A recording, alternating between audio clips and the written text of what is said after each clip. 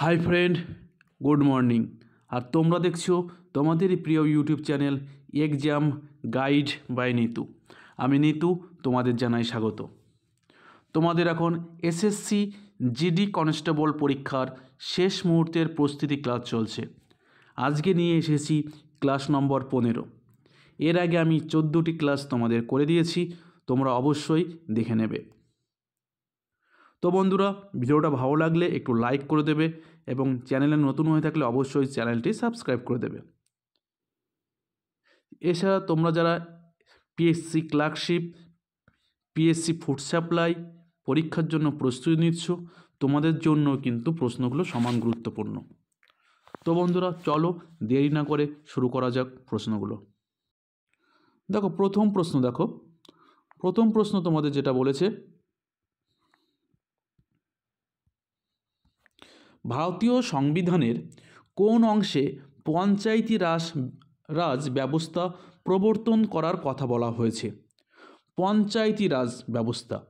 তো পঞ্চায়েতি রাজ ভারতীয় সংবিধানের অনুচ্ছেদ 40-এ কিন্তু আলোচনা করা রয়েছে। অনুচ্ছেদ 40, যেটা অনুচ্ছেদ 36 থেকে 51-র মধ্যে পড়ে। 36 থেকে 51 আমরা কি জানি? 36 থেকে 51 আমরা জানি রাষ্ট্র পরিচালনার নির্দেশমূলক নীতি। 36 থেকে 51 কি বলা রয়েছে? রাষ্ট্র পরিচালনার নির্দেশমূলক নীতি বর্ণিত রয়েছে। তো পঞ্চায়েত রাজ ব্যবস্থা কি কোথায় আছে বলা আছে? রাষ্ট্র পরিচালনার নির্দেশমূলক নীতির মধ্যে, যেটা অনুচ্ছেদ 40-এ বলা রয়েছে। আর পার্টে যদি বলি, পার্ট 4-এ কিন্তু রাষ্ট্র পরিচালনার নির্দেশমূলক নীতি বর্ণিত রয়েছে। অবশ্যই বন্ধুরা একটু লাইক করে দেবে, ঠিক আছে? একটু লাইক করে দাও, আর অবশ্যই সাবস্ক্রাইব করবে তোমরা যারা এখন পর্যন্ত সাবস্ক্রাইব করোনি। পরবর্তী প্রশ্ন, রিজার্ভ ব্যাঙ্ক অফ ইন্ডিয়ার অফিসিয়াল প্রতীকের মধ্যে রয়েছে কোনটি? রিজার্ভ ব্যাঙ্ক অফ ইন্ডিয়া, যেটি 1935 সালে প্রতিষ্ঠিত হয়েছিল। 1935 সালে 1 এপ্রিল কিন্তু রিজার্ভ ব্যাঙ্ক অফ ইন্ডিয়া প্রতিষ্ঠিত হয়েছিল। এর সদর দপ্তর কোথায়? এর সদর দপ্তর হচ্ছে মুম্বাই। তো রিজার্ভ ব্যাঙ্ক অফ ইন্ডিয়ার অফিসিয়াল প্রতীকের মধ্যে রয়েছে কোনটি? তো অফিসিয়াল প্রতীক রয়েছে পাম গাছ। পাম গাছ কিন্তু অফিসিয়াল প্রতীকের মধ্যে রয়েছে। চলো নেক্সট। পরবর্তী প্রশ্ন বলেছে, ভজন সোপরি নিম্নলিখিত কোন বাদ্যযন্ত্রের সঙ্গে যুক্ত? এই বাদ্যযন্ত্র থেকে তোমাদের কিন্তু প্রশ্ন আসবেই। তো ভজন সোপরি কোন বাদ্যযন্ত্রের সঙ্গে যুক্ত? তো তিনি কিন্তু সন্তুর বাদ্যবাদক। ভজন সোপরি কিন্তু একজন সন্তুর বাদ্যযন্ত্রের সঙ্গে যুক্ত, স্বপন ভজন সোপারি। এছাড়া আমরা যদি দেখি শিবকুমার শর্মা কিন্তু তিনি কিন্তু এই সন্তুর বাদ্যক, ঠিক আছে? শিবকুমার শর্মা, ভজন সোপারি সবই কিন্তু সন্তুর বাদক। পরবর্তী প্রশ্ন দেখো, বৌদ্ধ উৎসব শোকক্রন, যেটা দেখো আমি ইংলিশটাও করে দিয়েছি, শোকক্রন প্রধানত নিচের কোন রাজ্যে পালিত হয়? তোমাদের এই বিভিন্ন উৎসব সম্পর্কেও কিন্তু অনেক প্রশ্ন আছে। তো বৌদ্ধ উৎসব শোকক্রন প্রধানত ভারতবর্ষের অরুণাচল প্রদেশের পালিত হয়। শোকক্রন উৎসবটি ভারতবর্ষের অরুণাচল প্রদেশে এই রাজ্যে কিন্তু পালন করা হয়। বিশু দেখো তামিলনাড়ু, কেরালার কিন্তু উৎসব বিশু। তামিলনাড়ুর পোঙ্গল, গুজরাটের কিন্তু উত্তরায়ণ, এই উৎসবগুলো পালন করা হয়। তার কেরালার বিশু, ওনাম এসব কিন্তু কেরালার এক উৎসব। তামিলনাড়ুর উৎসবগুলো যদি দেখি, পোঙ্গল উৎসব কিন্তু তামিলনাড়ু, আর গুজরাটের হচ্ছে উত্তরায়ণ উৎসব কিন্তু গুজরাটে। তোমাদের শুধু এক প্রশ্ন করাচ্ছি না, প্রশ্ন সঙ্গে কিন্তু এক্সট্রা ডিটেলস ক্লাসও কিন্তু আমি তোমাদের করে দিচ্ছি। তো এখান থেকে কিন্তু প্রচুর প্রশ্ন তোমরা পাচ্ছ। শুধু যে 20টা প্রশ্ন করাচ্ছি সেটা নয়, তার সঙ্গে কিন্তু এক্সট্রা ক্লাস ডিটেলসও আমি কিন্তু তোমাদের সঙ্গে আলোচনা করে দিচ্ছি। চলো নেক্সট প্রশ্ন। পরবর্তী প্রশ্ন, হাতে হাত ঘষলে উভয়ই গরম হয়ে যায়, এটি কোন শক্তির উদাহরণ? এটি কোন শক্তি থেকে কোন শক্তিতে রূপান্তরের উদাহরণ?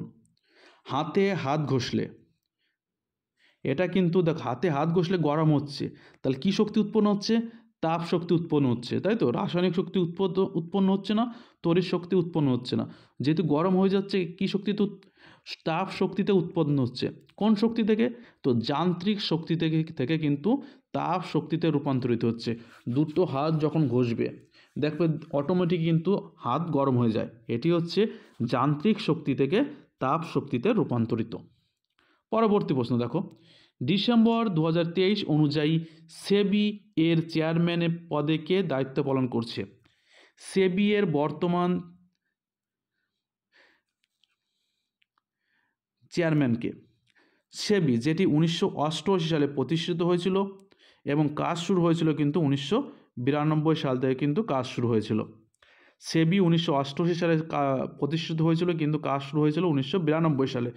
আর সেবির সদর দপ্তর কোথায়? মুম্বাই, কিন্তু মুম্বাইতে কিন্তু সেবির সদর দপ্তর। আর সেবির বর্তমান চেয়ারম্যানকে? মাধবী পুরী বুচ কিন্তু সেবির বর্তমান chairperson. Security exchange board of India, security exchange bank of India হচ্ছে সেবির পুরো নাম। চলো পরবর্তী প্রশ্ন, রাওলাট আইন সম্পর্কে কে বলেছিলেন উকিল নেহি, আপিল নেহি, দলিল নেই? রাওলাট আইনকে কে বলেছিলেন নো উকিল, নো বকিল, নো দলিল? তো তিনি হচ্ছেন মহাত্মা গান্ধী। মহাত্মা গান্ধী কিন্তু রাওলাট আইন সম্পর্কে এই কথা বলেছিলেন, নো উকিল নেহি, আপিল নেহি, দলিল নেহি। নো উকিল, নো দলিল, নো আপিল, এটা বলেছিলেন মহাত্মা গান্ধী। পরবর্তী প্রশ্ন চলো, 2023 সালের 15তম ব্রিক্স কোন দেশে আয়োজিত হয়েছিল? দেখো 2023-এর যে 15তম ব্রিক্স আয়োজন হয়েছিল তার বিশেষত্ব হলো এই যে পঞ্চদশ বা 15তম সম্মেলন হয়েছিল তার বিশেষত্ব ছিল 6টি নতুন সদস্যকে অন্তর্ভুক্ত করার চুক্তি। ব্রিক্সের আরও যে নতুন 6টি দেশ অন্তর্ভুক্ত হবে তারা হচ্ছেন আর্জেন্টিনা, মিশর, ইথিওপিয়া, ইরান, সৌদি আরব এবং সংযুক্ত আরব আমিরাত, যারা জানুয়ারি 24-এ কিন্তু তারা আনুষ্ঠানিকভাবে এই ব্রিক্সের সদস্য হবে। তাহলে ব্রিক্সের নতুন যে সদস্য হবে তারা হচ্ছে কে? আর্জেন্টিনা, মিশর, ইথিওপিয়া, ইরান, সৌদি আরব এবং সংযুক্ত আরব আমিরাত। আর বর্তমানে যারা রয়েছে তারা হচ্ছে বিতে ব্রাজিল, আর কি হয় রাশিয়া, আইতে ইন্ডিয়া, সিতে কি হয় চায়না, এসে হয় সাউথ আফ্রিকা। তাহলে ব্রিক্সের বর্তমান সদস্য হচ্ছে ব্রাজিল, রাশিয়া, ইন্ডিয়া, চায়না এবং সাউথ আফ্রিকা। তো 2023 সালে 15তম ব্রিক্স সম্মেলন কোথায় আয়োজিত হয়েছিল? দক্ষিণ আফ্রিকার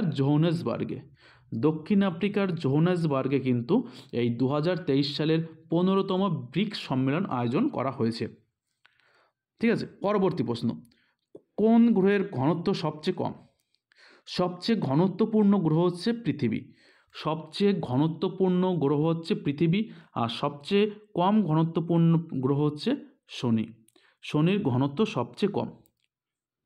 তো বন্ধুরা অবশ্যই একটু কিন্তু লাইক করে দেবে, তোমাদের কাছে একটু অনুরোধ, তোমরা লাইক করে দেবে একটু। আর যারা এখনও পর্যন্ত সাবস্ক্রাইব করেনি তো অবশ্যই চ্যানেলটি সাবস্ক্রাইব করে দেবে। চলো নেক্সট, পরবর্তী প্রশ্ন, উদ্ভিদের সালোকসংশ্লেষ প্রক্রিয়ায় মোট কত অণু জলের প্রয়োজন হয়? উদ্ভিদের সালোকসংশ্লেষ প্রক্রিয়ায় মোট কত অণু জলের প্রয়োজন হয়? তো এখানে কিন্তু মোট 12 অণু জলের প্রয়োজন হয়। কার্বন 6 অণু, কার্বন C6H12।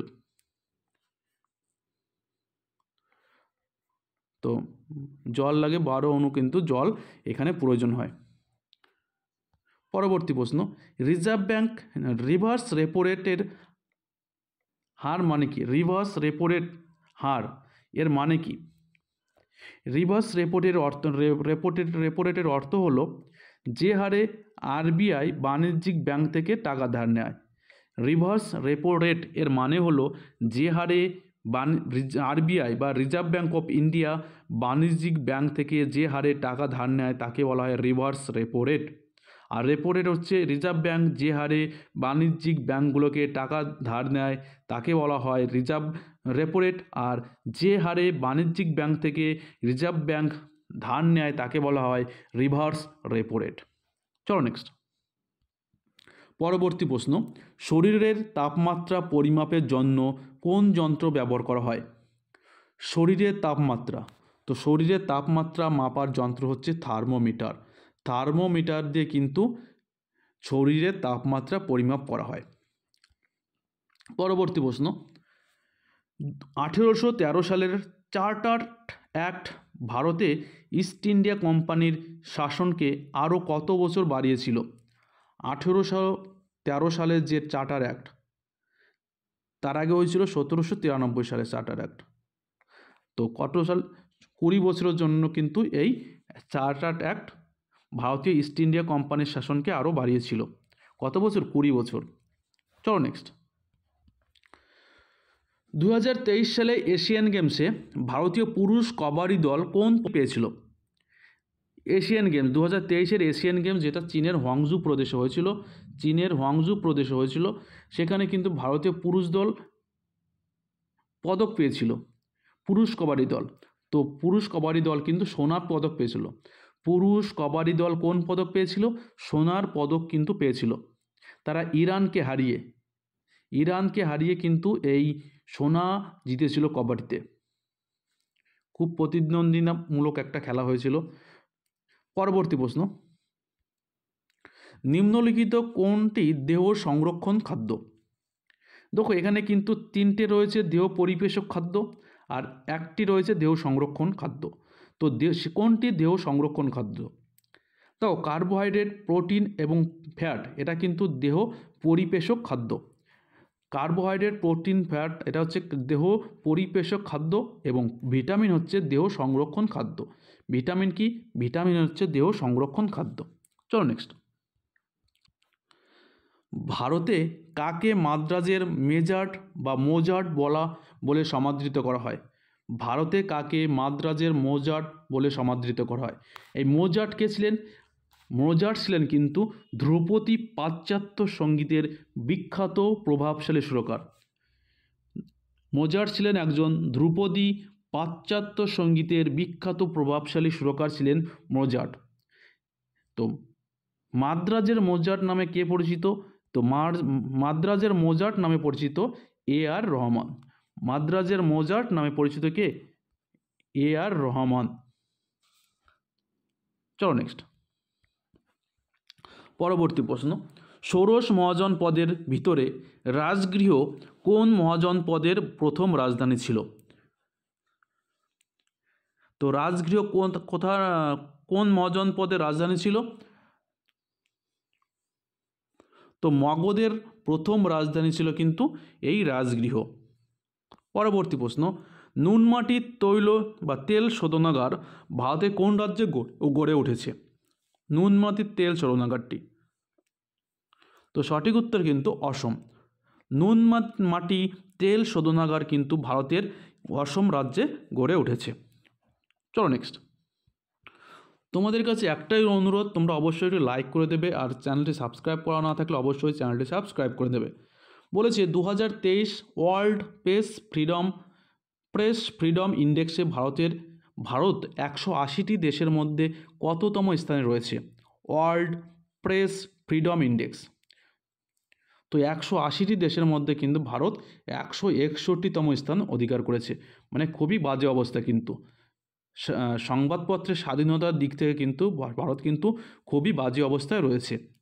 180টি দেশের মধ্যে কিন্তু 161, মানে খুবই ক্রমশই নিম্নমুখী চলে যাচ্ছে। সাংবাদিকের স্বাধীনতা কিন্তু আস্তে আস্তে নষ্ট হচ্ছে। পরবর্তী প্রশ্ন, ভারতীয় সংবিধানের কোন তফসিলে কেন্দ্র তালিকা, রাজ্য তালিকা এবং যুগ্ম তালিকার বিষয়ে আলোচনা করা হয়েছে? দেখো ভারতীয় সংবিধানে কিন্তু 12টি তফসিল নিয়ে আলোচনা করা হয়েছে। তো মূল সংবিধানে ছিল 8টা তফসিল, পরবর্তীকালে কিন্তু আরও 4টি তফসিল যুক্ত করে কিন্তু 12টি তফসিল রয়েছে। তো কোন কেন্দ্র তালিকা, রাজ্য তালিকা এবং যুগ্ম তালিকা কোন তফসিলের বিষয়? তো এটা কিন্তু তফসিল সাথে কিন্তু এই কেন্দ্র তালিকা, রাজ্য তালিকা এবং যুগ্ম তালিকার বিষয়ে আলোচনা করা হয়েছে। তো বন্ধুরা ভিডিওটা এই পর্যন্তই। ভিডিওটা ভালো লাগলে একটু লাইক করে দেবে, আর চ্যানেলে নতুন হয়ে থাকলে অবশ্যই